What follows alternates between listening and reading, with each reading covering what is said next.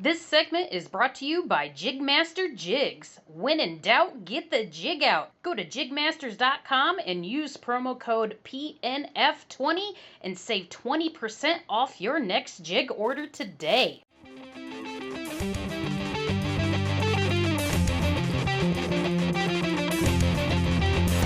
Let's go! This is the Chasing the Tide Saltwater segment on the Paddle and Fin Network. I'm your host, Dustin Nichols. Come along for the saltwater shenanigans.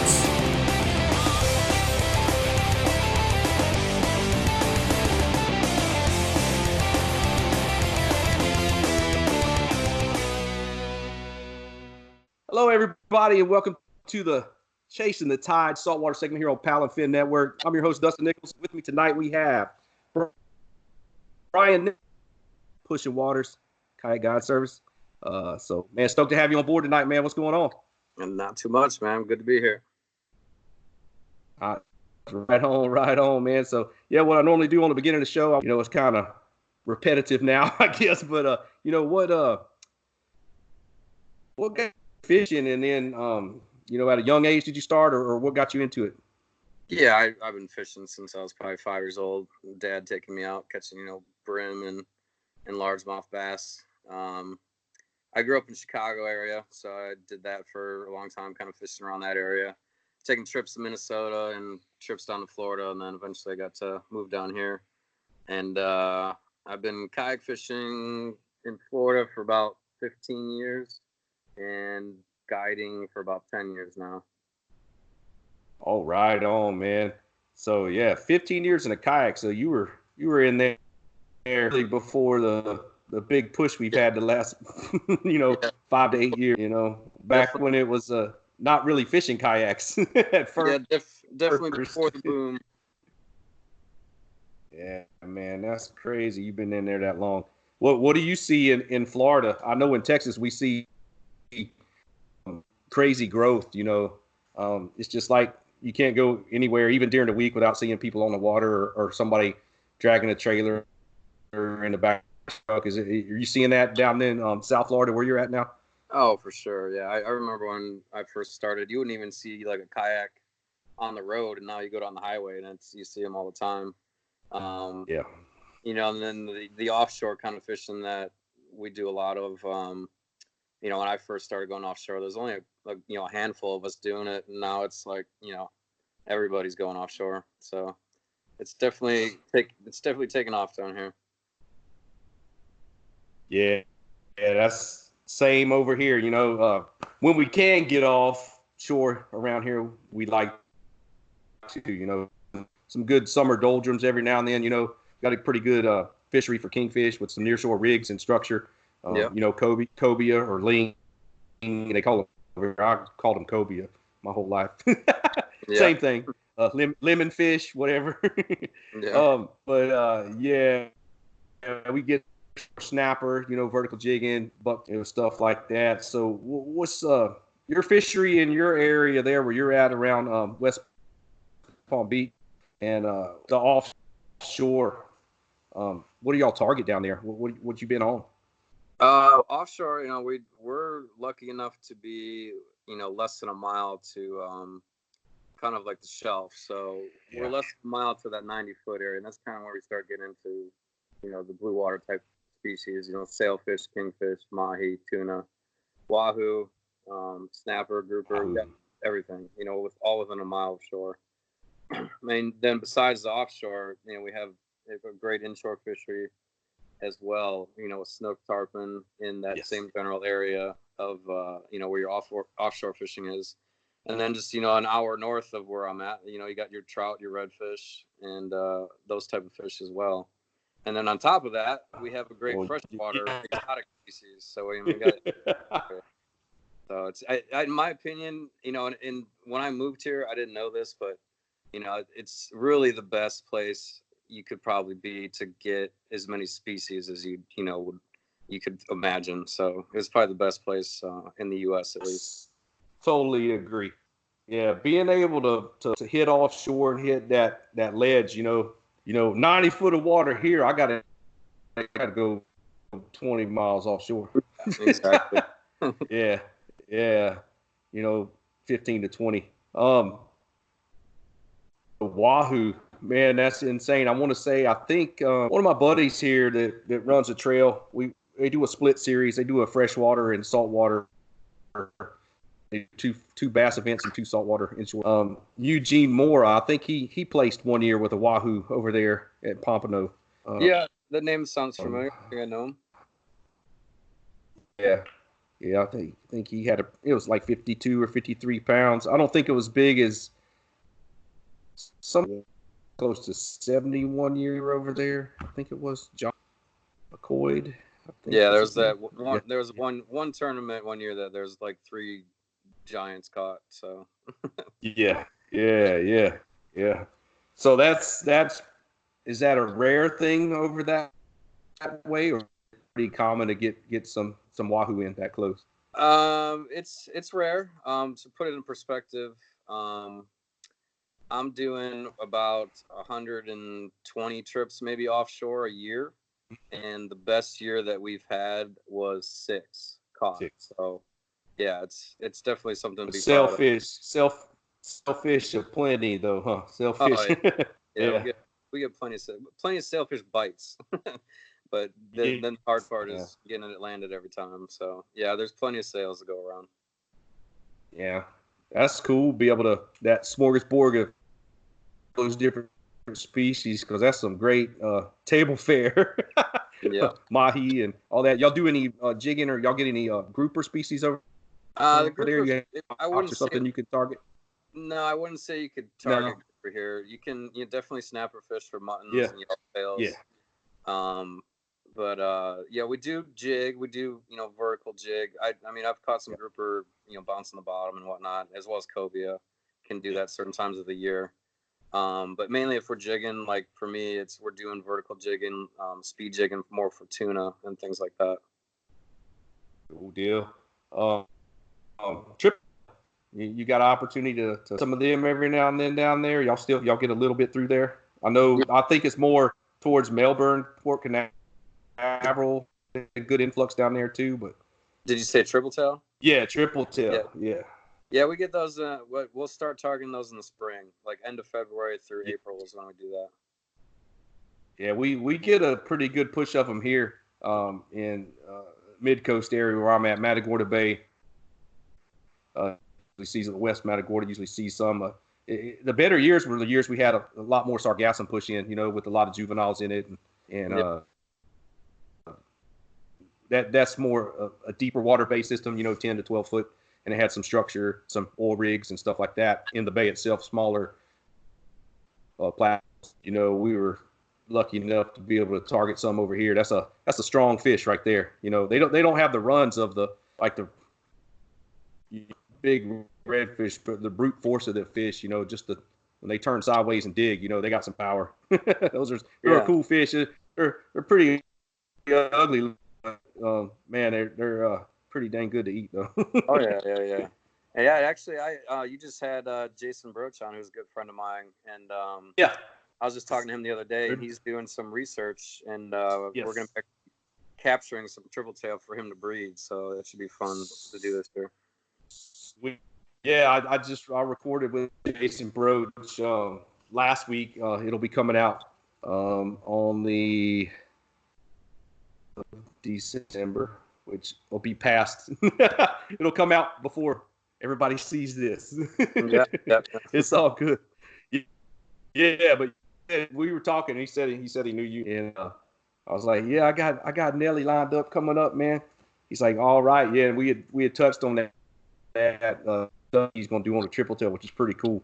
Yeah, no, that's not a lot of people know what that fish is. Yeah. That's a pretty, they start getting over 20 pounds, and man, them things, they just get so thick and wide, and they just got so much power. Yeah. Every now and then you'll see them on the flats and trick them with a soft plastic every now and then, your mid 10, 12, 14 pound fish every now and then. Yeah. It'll be 2-3 foot of water on flats. Yeah, we actually target them inside in the rivers, so we're fishing. Cool. 5-6 foot of water. Oh, dang. Yeah. Pretty cool. So, what's your preferred? You know, your preference. Would you rather be offshore dragging for pelagics, or would you rather be chasing like inshore redfish, speckled trout, flounder, snook? You know, I really love both. You know, there's the excitement of catching a big fish and having that drag screaming off the reel, but yeah, I love being inshore and catching a 30-inch sea trout. So, you know, it's like I can't choose one. You know, especially like if I got 2 weeks straight of offshore trips, I'm, you know, itching to go inshore because it's something, you know, it's up. You don't want to do the same thing all the time. Right. Well, with all of it, you got a plethora of everything right there. Just like you said earlier, y'all. I know it's not saltwater, but y'all have the exotics. You have the crazy cichlids, the clown knifefish, and the peacock bass, and the canals. Yep. In south, you know, maybe even further. There might be north of that. I don't know what the range is, but those are pretty cool. Pretty cool to be able to take those two. And then, man, who wouldn't love to catch snook? Also, we've seen a slow migration of some snook coming up to our area. I caught two last year, targeting some deep structure in some harbors, some boat harbors up in my area, but nothing really big. I know there's some big ones. Just gotta get them to eat. Yeah. that's that live bait form. It makes it kind of tough, you know, throwing all the artificial. I've been throwing some pretty big, you know, bass size 7-inch swim baits. Found some decent colors I like and kind of dip them a little bit. And I caught some good trout. I caught a 26 average trout on one about 2 weeks. You know, a little pumpkin seed with a lime tail. Actually, it was MC swim baits. They make, you know, 5 and 7 big bass swim baits, you know, big 10-aught hook and everything. I slow roll it along a ledge when this water gets cool over here, you know, after a couple front. Man, it's like you said, there's nothing like in big trophy speckled trout, man. That's what I'm all about that right now. I'm today and I'm fishing tomorrow. That's what I'm chasing. Right. That's my vice right now. Little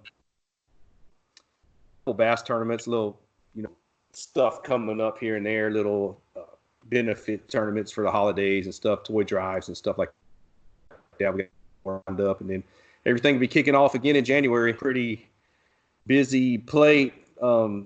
You fish some bass tournaments too. Yeah. Did you that tournament of Titans with the one on Gunnersville? Yeah, I did. And, you know, it was fun. It's definitely a change and a learning experience, which I enjoy. I got 3 of the Hobie Bass Open tournaments on the schedule for next year, and probably a few other ones mixed in there. But I enjoy doing that. Yeah, you gonna fish Seminole? Yeah, of course. Most likely. Yeah. I'll see you there. My one of the guys I work with over here, when he retired, he moved back to Bainbridge. That's where his dad lives, right on the lake on Spring Creek. So I'm hoping to have some little information. Yeah. Yeah. And he was a saltwater guide over here. He's the one that was always doing triple tail trips over here, and he's a damn fine fisherman, Captain Dwayne Newbern. And he taught me a lot too, you know, over here in this inshore fishery. You know, a lot of our, you know, river influx systems into the bay and stuff, you know, how the trout move in there in the wintertime, you know, some of the deeper holes and all that when that water cools off. Taught me a lot about it, you know. So I'm excited to get over there and fish that one. That lake has a lot of grass, and that's what I like, a lot of grass. Yeah. Yeah, we'll see how that does. So yeah, I'm saltwater tournaments. You looking forward to any of those coming up this year? I know there's you know, Kayak series. There's also that deal out in Nevada, the goat. Have you seen that stuff popping up for the goat tournament? That seems like that's going to be pretty cool too. That's an aggregate. Yep, that's one of my friends, Derek's running that. It should be a good tournament. Also, my main sponsor, Fish Village, they're putting a lot up for that tournament as well. So there should be definitely some good prizes coming from them, as well as you know, other sponsors. I unfortunately will not make that one. I have prior commitments, but I'm definitely upset about that, and I hope to be there the next year. But Yeah, I think we'll try to make that one. There's a group of us trying to make that one, I believe. Yeah. Yeah, and I'll be doing the extremes, of course, down here, and a couple of the days as well for saltwater wise. Are you heading up to North for the Challenge Championship Series this Thursday and Friday and Saturday? The KBF this weekend? Yes, Friday and Saturdays. Friday's the Open, Saturday's the Championship. I planned on it, but actually I'm getting married this weekend. Oh man, I had planned on it too, but it's December and I have no vacation time left. Yeah, I'm sitting right there with Broach, right there. I'm bummed to not make it. I know that area, so I like that area over there around Palm Coast, Flagler, St. Augustine. Good stuff over there. Pretty bummed. I think there's one guy from Texas, Roy Ramirez. I think he's going to make it over. Have to get him on and see what the experience was like over on the road today. So safe travels, brother. Yeah. Wish I was there. Wish I was heading that way. I know Jason's going down to fish. Broach is going. Yeah. I wish all them guys best of luck and find some fish. See what happens. See how it comes down. You know, if you get another cold front or two, you know, that push them up in them creeks, deeper feeder creeks and stuff. That place, I like that. There's a lot of water. Oh yeah. All right. So your favorite offshore species? I'm gonna throw it there to you. What's your favorite fish offshore? What do you prefer mainly? I mean, I like catching mahi. They're fun. Yeah. They jump, give you a good show. Acrobatic. Yeah. I mean, I like fishing for, you know, we have blackfin tuna down here, and I like fishing because you're actually fishing. You're not just trolling a bait. So it's definitely more exciting when you're working a jig and you get slammed. So. Oh yeah, that is cool. Get them on poppers. Get them on top water every now and then when they're blowing up bait, or are they more? You target more of a. I have yet to get one on a popper. I wanted to get one last year, and I tried for a few days. And we only have a small window where they're really, you know, coming in thick, and you can get them on poppers. And didn't make it happen, but I'll probably do it this year. Yeah, that's man. There's nothing like them tuna when they come and launch and bust them poppers like a kingfish. You know, they flying chainsaw. Yeah. Ripping through the air, you know, 8 foot out of the water.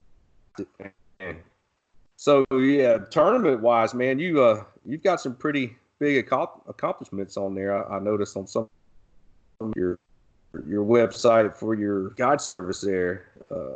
You threw down at some of them Bahama events, man. Yeah, I did. I went back to back on the first 2 years. That was definitely a good experience. You know, it was awesome to win the first one, and then to come back and do it again the year after. It was definitely something special for me. Actually, I think I cried a little. Yeah. So, how was your experience over there in the Bahamas? I know one year y'all had a lot of wind, a lot of swell. Yeah, the first 2 years the weather wasn't an issue, and I didn't go the third year, and then the last year they had it was really bad. So, yeah, it was definitely a challenge. I imagine. What was the species over there? Was there like a Calcutta on certain fish to weigh in certain fish, or it was a bag you bring in, or it's just certain fish you had to? No, yeah, I mean it's the same thing. You know, best 5 fish. Kingfish, mahi, wahoo, grouper were caught, snapper, some cereal mackerel. Yeah. Tuna as well. I mean, it's the same stuff. Same stuff, right? Yeah. Right. Cool deal. Seemed like a pretty cool tournament. How were the kayaks transported over there? Were they by a big ferry? You put them underneath the ferry. Yeah. It's Sweet. Yeah. Oh, right on. I know anybody out there be like, well, how the kayaks? it's baggage on the airplane, huh? No. Yeah. Oh man, that sounds good. And you just got back from China also. And how many years have you been going over for that? What tournament was that, and how many years you been going? I think this is my 5th year. They call it the China Open. It's put on by the Chinese government. They have like a tournament series throughout the year for the Chinese anglers, and they put up their best like 40 or 50 anglers against a bunch of international competitors that are invited to go, and then the open event is kind of just see who's the best. So it's like, it's kind of like the Hobie Worlds, but different. It's not the same thing, but it's definitely a fun event. It's I like it. I love going over there. I love the Chinese culture and everything over there, so it's always a good time.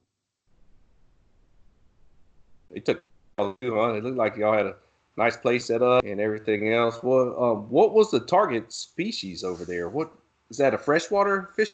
Yeah. Or coast, yeah. Or the two main fish are called cutler. There's a red-tailed cutler and a topmouth cutler, and as well as a Chinese perch. But those aren't really caught as much. But the red tails and the topmouth are definitely the main two, and they kind of look like some people say miniature snook, or I'd compare them to sometimes like a ladyfish, something like that. Ladyfish, yeah. And that's on what kind of bait where you target those with? It's all artificial. It's all artificial. Yeah, light tackle. Real light tackle, kind of like the brim would be. Yeah, exactly. Sea brim, something like that. Little, small crankbaits and small grubs and stuff. Yeah. Cool. Yeah, that's a pretty neat experience to get over there and experience the culture, different fishery. Is that one of the only other countries you've been to? Tournaments besides the Bahamas and China, anywhere else? Tournament wise, yeah, I think. Yeah. So what's say somebody just getting started, go out and learn some offshore tax and everything. I know you have a guide service, Pushing Water. What would you good idea for somebody to go ahead and book with a guide service? To help that learning curve and all that kind of stuff. I that's what I was thinking. Yeah, I mean, I don't want best interest. I think the quickest way to, if you wanted to learn quick, is definitely book a guide. But nowadays also there's plenty of information on YouTube, on Facebook groups, and like it's almost crazy like to think like how easy it is to learn things now compared to when I first started. Like it was like trial and error. Like, get on the water and figure it out. So information overload. Information overload. That's what YouTube is. Yeah. Pretty much, if you want to look it up, it's there. There's so much stuff out there. And on there's a lot of people that do it the right way, but then there's a lot of stuff that you probably shouldn't follow. Yeah, definitely. So what led you to start guiding, to start the guide service? When I was kind of started to posting stuff on social media and whatnot and doing well in tournaments, people started asking me to take them out, and at the time I didn't really think anything of it, but eventually I started doing it, and after years of just doing it part-time, I kind of decided to go ahead and take the jump, and I went full-time, and just haven't looked back. I mean, every year's been better than the year before, so I can't complain. Hey, how many others are in the area down there? Is there quite a few kayak outfitters down there, or? No, there's like me and one other ones that are kind of like the only full-timers. Oh, cool. There's a couple other guys that try to do stuff on the side, but yeah, it's not full-time. That's your full-time gig then. No other job. That's just straight kayak guide.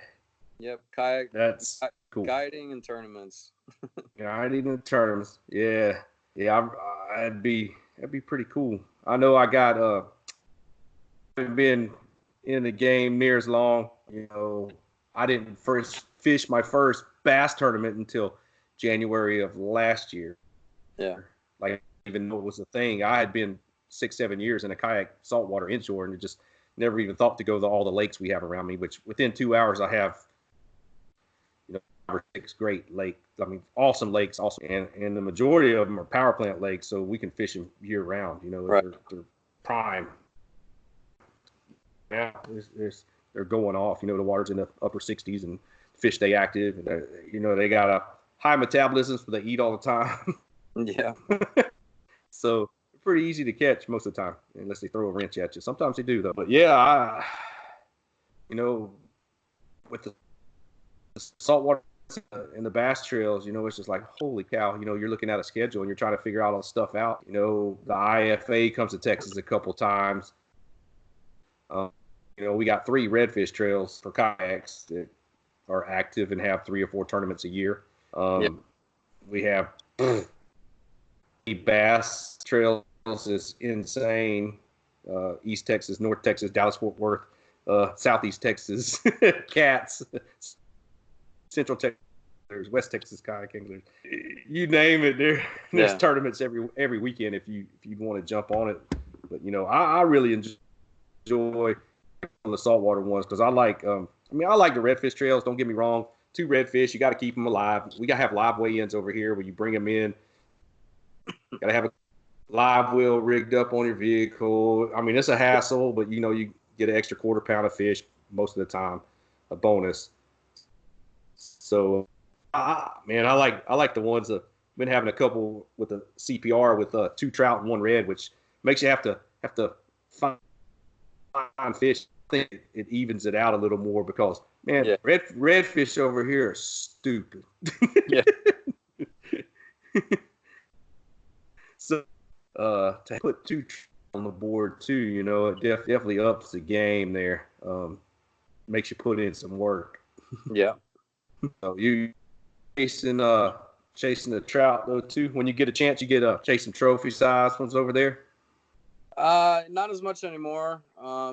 We've experienced a lot of fishery changes over the years. Our fishery's kind of starting to come back, but I don't know if you've heard like last year on the news and stuff with all the Lake Okeechobee discharges and the issues we had with algae and things. Yeah, the algae bloom and red tide and everything. Yeah, our ecosystem kind of took a bad hit the last few years. So it's not, we don't have the inshore fishery like we used to, especially up in that Stewart and Fort Pierce area, but it is definitely coming back. I've been up there a couple times the last month and it's looking good. So hopefully we can get a regrowth of the grass and whatnot, so we can start seeing the bigger trout come back in here. Push them in. Yeah, I know some of the Gulf side on Naples or Panhandle down there. I know they actually you can't even keep trout anymore. Yeah. Some of those areas over there. I know we were south Clearwater, Tampa area. Place I cannot think of the name of the place to save my life right now. But I fished. I caught a couple fish in the surf. A couple of nice little trout. 18, 20 inches. They weren't too bad. Throwing a mirror dime. And everybody was like, man, and it's like bad for them right now. And I was like, I caught 2 in the morning. He said, man, I don't know the last time anybody heard they caught. Oh, well, I caught a couple. But yeah, I know that runoff and the stuff from Okeechobee's been taking a toll on some of y'all, definitely on some of the grass and some of that watershed down there where it empties into the Atlantic and on the Gulf side. Hey, fisheries has got a handle on it, and hopefully y'all be getting back to normal over there, because I know, man, they're on my brain. If it's time to catch them, I'm just that's the ease of access for me for that stuff is, I get off work and I can launch in 5 minutes after I leave my work site. So I get off work in the mornings when I'm on graveyards and just hit it, Yeah. It's pretty cool to have all that redfish and trout right there, for me. Yeah, the top water blow ups from trout are just insane. When you start getting the fish over, 22, 23 inches. Yeah. Some of the eats. It's just like, man, I wish I would have had like a full on close up, just all the water droplets just exploding and the sound it makes sometimes. Big redfish should give a run for the money sometimes too, but man, I've had trout look like you throw a cinder block in the water, just annihilate your top water walking bait. It's just stupid. Yeah. So hope y'all get y'all's fishery back and check over there. That way you'll be able to go chase him again. So they'll be moving back in. Yeah. So as far as what's the biggest fish you've put somebody on? What's the most craziest cat that you've had on one of your charters? Oh, I don't know. Biggest fish is always going to be a shark or sailfish. Sharks, yeah, or sailfish. One of the coolest things is I had a shark charter, and we had a tiger shark come up in the chum slick, and we fought that for like an hour and a half before we pulled the hook. But that was just cool because I've never seen a tiger over here, so that was cool to see. They just towed him around for an hour and a half. Oh yeah, sleigh ride. Yeah, I mean, for me, craziness is, we try to avoid absolute craziness. We want, obviously, to have some excitement and fun, but, we get, the sails jumping and everything like that. We get some things happen, but it's, it's controlled chaos. Controlled chaos is always fun. Always the mahi, that'd be one of my favorites to get in on a kayak. Yeah. I haven't had the privilege of catching one yet off a kayak. I have off of boats plenty of times. Man, if you could just get in some dolphin, them little small, 3-4 pounders or whatever. We always have some of our rods. We target our trout, medium action, little top waters, little spook juniors. And we were catching them on spook juniors one day and just having a blast. We got some on a weekday when we went out snapper fishing and stuff, and it's pretty fun when you can catch them on that light tackle and they just dancing all over the place. I can't imagine catching one out of a kayak. I think it's really cool. Yeah, everything's better in a plastic boat. Do y'all have boats over there that run around with bait that you can buy off on the water? Is there some of that going on over there? Yeah, there's, I have somebody set up for me in my service to do that. Sweet. That keeps you from having to go casting that bait. Yeah.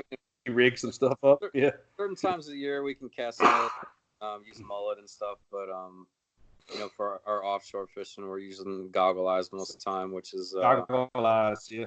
Yeah. It takes some effort to catch, and it's a lot easier and quicker to just buy it and go. So that's what we do.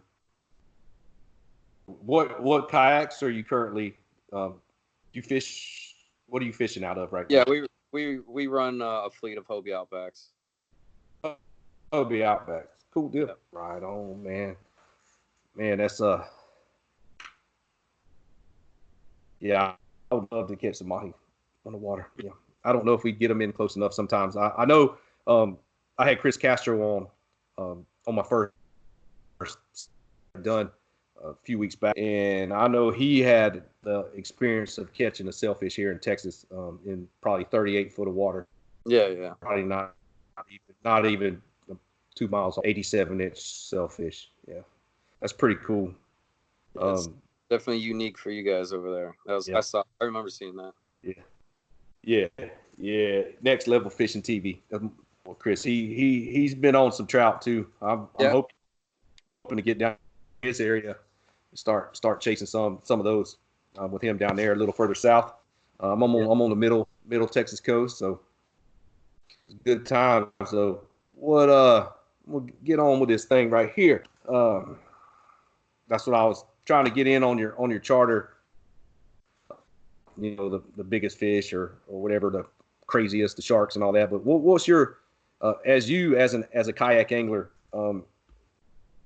what been your best experience on the water? Tournament or fishing with friends or anything? Some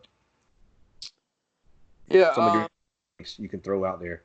Sure. I mean, again, I'm a competitor. I like to compete. Yeah. So when I did that Bahamas tournament back to back, that was definitely something special for me. And like I said, it was kind of emotional to do it because, you know, win once the first year is like, you know, I could say it's luck and whatever. But to come back and repeat the next year is, you know, it was something that's the highlight of my career tournament wise right now. Yeah. Yeah. You know, and then like, you know, day to day, you know, guiding wise, I enjoy every day I can put someone on their first sailfish or their first fish in general. You know, it's I've caught plenty of sailfish, and that excitement for me is, you know, not there as much. But when I see someone get totally excited out of their mind over catching that fish, it gets me excited again. So that's what I enjoy about what I do. You know, seeing these other people catching their first fish and getting super excited about it. So that's what's fun. Man, right on. Yeah, that's what's so crazy about guiding. You know, you could have somebody that had never been in the saltwater before, you know, and just to think that they're going to go and be able to catch a sailfish is Oh yeah. Yeah, everybody out there listening, if y'all make it to Florida, y'all get in touch with Brian Nelli there. Just look up Push Guides, type it in on that Google search and it'll pop right up. Yeah, I mean, he will put you on some fish. I've had so many people that's their first time fishing. It's their first time ever in a kayak. I mean, 2 years ago, I had a guy who'd never been in a kayak, never fished before, and caught a 41-pound wahoo. And like, he doesn't even realize what just happened to him. You know, it's like you got to explain to him like that's something special. So that's something special. You never know what you're gonna get. There's something special about that initial run from a wahoo. Yeah. You know for sure. It's even faster than a sailfish. Oh, yeah.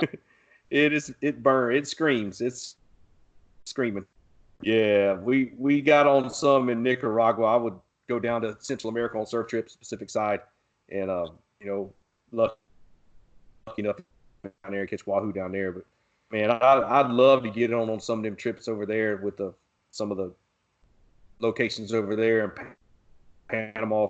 That stuff is insane over there. You know, rooster fish. That's one of my bucket list fishes right there. I still haven't caught one. My friend beside me, and I didn't get one. Yeah. But yeah, I definitely want to get on one of those. And man, hope maybe one day I'll make it over to on your side down there and get on one of the trips. I'd love to catch a sailfish on a kayak. That'd definitely be top, you know. For sure. Man, what size range are they over there? And that's Atlantic sails y'all are on? They're, you know, 50, 60 pounds, 70 pounds?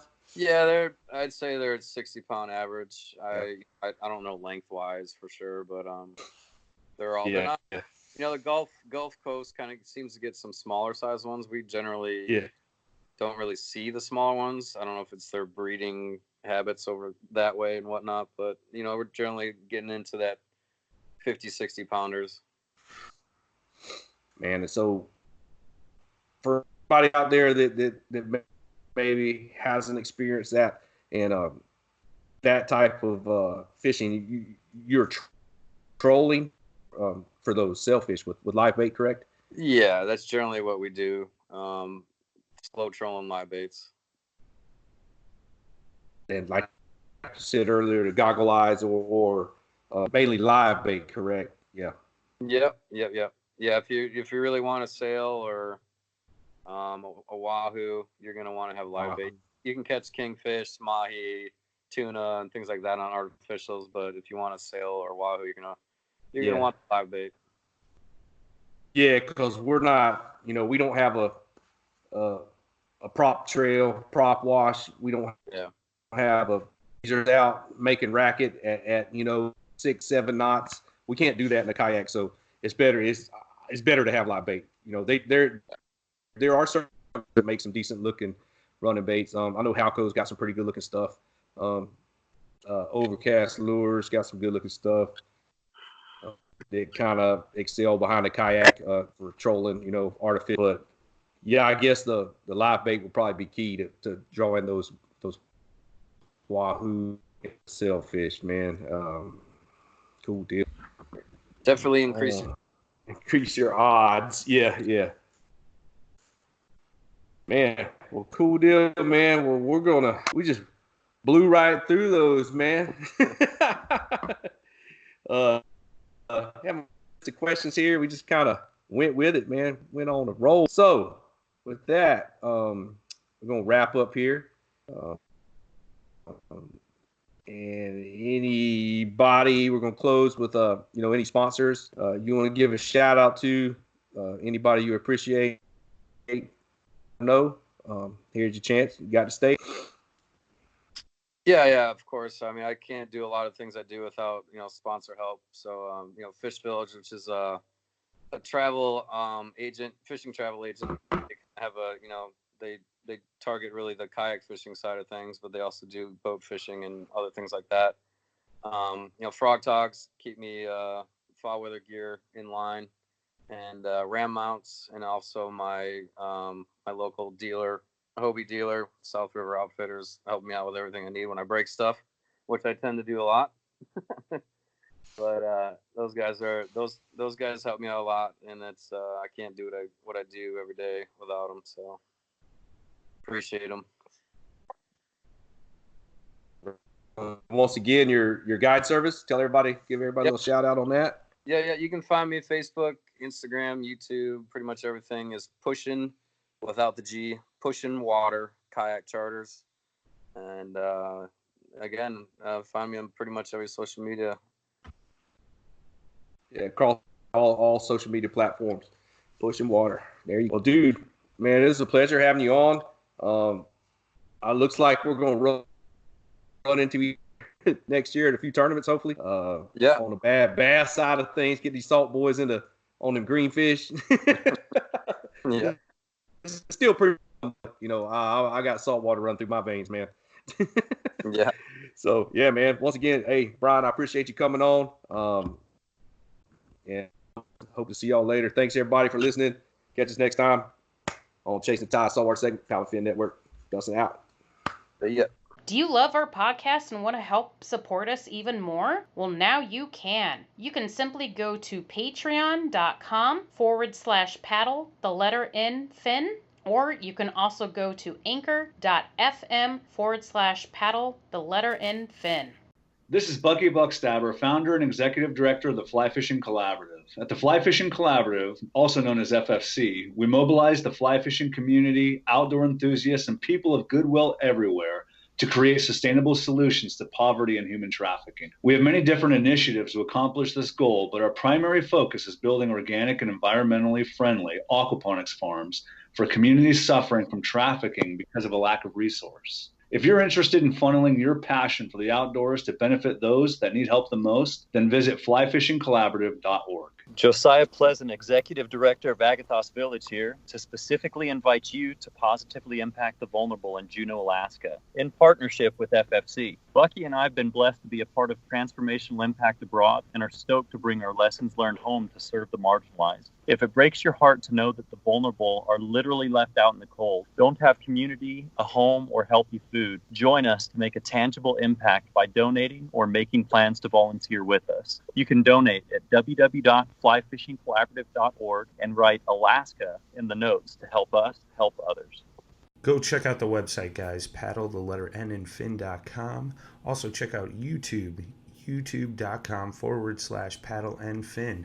If you got a question, comment, want to hear from a future guest, feel free to email us at paddle, the letter N, and fin @gmail.com. Don't forget to follow us on social media. We're doing giveaways, announcements, things like that at Facebook and Instagram at Paddle and Fin. Shout out to our show supporters, Rocktown Adventures, Loveland Canoe and Kayak, Hammered Lures, Fish Mob Lures, TRC Covers, Ketch Products. Go to ketchproducts.com. You can put the Paddle and Fin logo right on your catch board. Don't forget to go over and pick up your JigMasters Jigs. Use promo code PNF20 and save 20% today. Don't forget to rate and review the podcast on whatever platform you're listening to. It helps grow the audience, helps others find our podcast. So please drop a 5-star rating in on the podcast platform you're listening on. Don't forget about the recycled plastics program, you guys. Take your used plastic baits, put them in an envelope, mail them to the address in the show notes. Our man Eric Richards at Hammered Lures melts those down, makes new baits, and donates them to various chapters of Heroes on the Water.